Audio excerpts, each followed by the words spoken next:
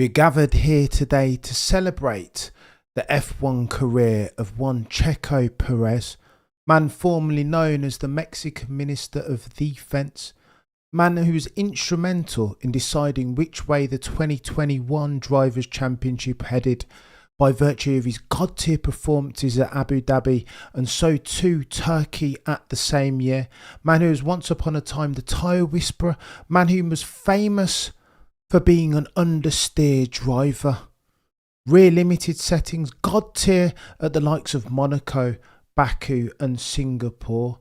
But that was then and this is now. All of a sudden Checo Perez has become a dog of an F1 driver, characterised of course by his material underperformance, yeeting it into the barrier when Red Bull owners, the 51% tyre of owners, had attended the Grand Prix, getting handed his ASS to him by one Maximilian Verstappen, his teammate, who by the way is driving the same RB20, suffering from the same problems as far as understeer et al. As him.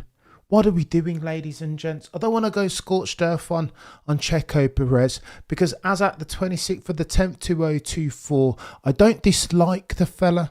Everybody says he's brilliant, that he's the epitome of resilience, that his career needs to be documented. Of course, not that in das cabrón.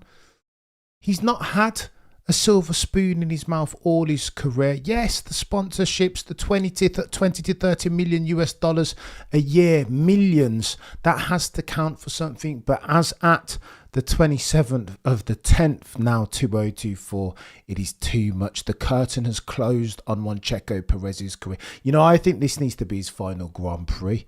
They say that 2025 will be it for him, but on the back of finishing 18th, failing yet again to get out of Q1, not Q2, ladies and gents, Q1 in an RB20, a Red Bull Racing F1 car. This is unacceptable. I cannot indulge this. Now, the Checo Perez fans will say, stop being so harsh on in camera. What are you doing? He's got a different car from Max Verstappen. He doesn't have the support or infrastructure that Max Verstappen does. That Red Bull Racing is Max Verstappen's team. That is his car. Checo Perez is nothing but an appendix as far as the first order priorities at Red Bull Racing. And whilst that's all true, at this point the first order priority for one Christian Horner and Dr. Helmut Marko is realising that there are god tier young hungry lions available. Please see as your Exhibit A one Franco Colapinto, Andrea Kimi Antonelli signed for Mercedes, and that could prove like a masterstroke, as was signing Max Verstappen in 2015 for Red Bull. And there are others. Bartoletto as an example, Teo Porcher is there, Felipe Drugovich. There are a gazillion other drivers that they can sub in. Please see Liam Lawson as your Exhibit B, Yuki Tsunoda. There are hundreds. Do you know what I mean?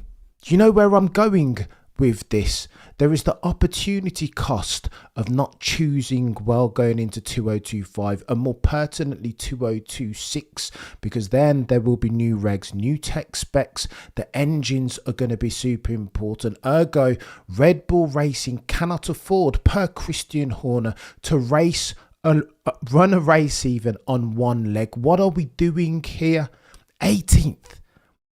Look who outqualified that chap. Bottas, Stroll, Alonso, Yuki Tsunoda, Liam Lawson in cars that aren't as good as it. This has gone too far now. I'm sorry. I can't dignify this any longer.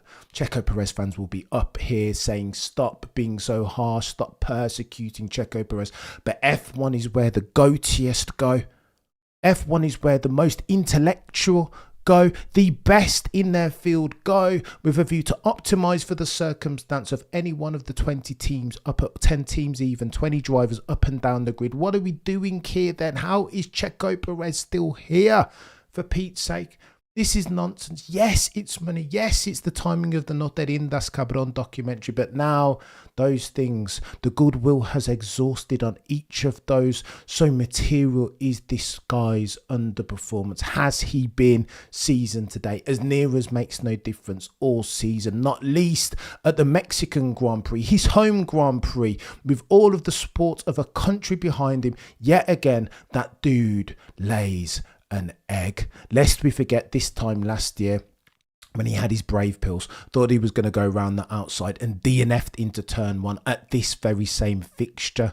Now again, we are 12 months later, and that dude at his home Grand Prix with the support of the Mexican people behind him, Viva la Raza, this dude lays an egg and drops out of qualifying in Q1.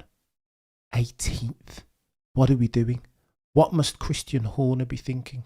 Looking at Carlos Sainz do a god tier lap 3/10 quicker than his charge Max Verstappen, knowing all the while that he had the opportunity to sign Carlos Sainz Jr. as god tier a racer and an F1 mind that he is, and chose instead to extend the contract of the Mexican minister even of defense. What are we doing? Has there ever been a bigger mistake made in Formula One than this? Non-rhetorical question, because I'm not sure there has. Extend that dude's contract by another year. Yeah, of course there's contract performance clauses in his contract. Of course there is. And Checo Perez wanted those to come into effect next year, the year of the extension. Christian Horner denied all access. No, Checo, they come into play this year. Those performance clauses stated that as at the summer break, he could be no more than 100 points behind Max Verstappen, no more than 5 places shy of his teammate in the same car, and he infringed upon both of those, just as they were track limits. What are we doing, ladies and gentlemen? Brilliant drivers up and down the grid. Of the 20, you could argue that Checo Perez, as at the 27th 2024, is potentially the worst. You can't even offset it anymore. You know why? Because there's a chap on the grid, a brand new one, good looking, reminds everybody all concerned of Ayrton Senna, has a population, a country behind him in Argentina. You can easily flip in to that seat, that Checo Perez position.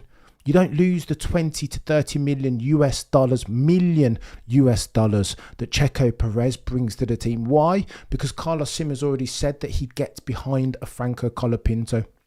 So charismatic is that chap. Such a force of nature is that chap. So good looking, so good with the press, so articulate, even though English is not his native language. The cost, therefore, Red Bull, Christian Horner, Checo Perez, Dr. Helmut Marko of Red Bull GmbH.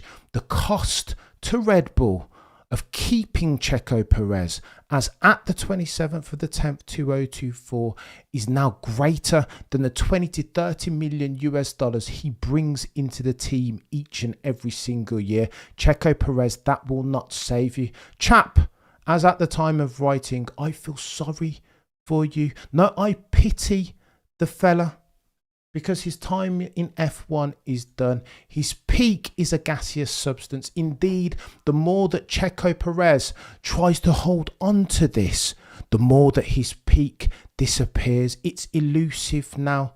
He's on a hiding to nothing, ladies and gents. And I would put forth this. Checo, you've got a family. You've got another child on the way. Your dad is ill of health. Call it a day. Hang it up. Retire at your home Grand Prix, win or lose, chap. Those are your only options should you choose to accept them. But I digress.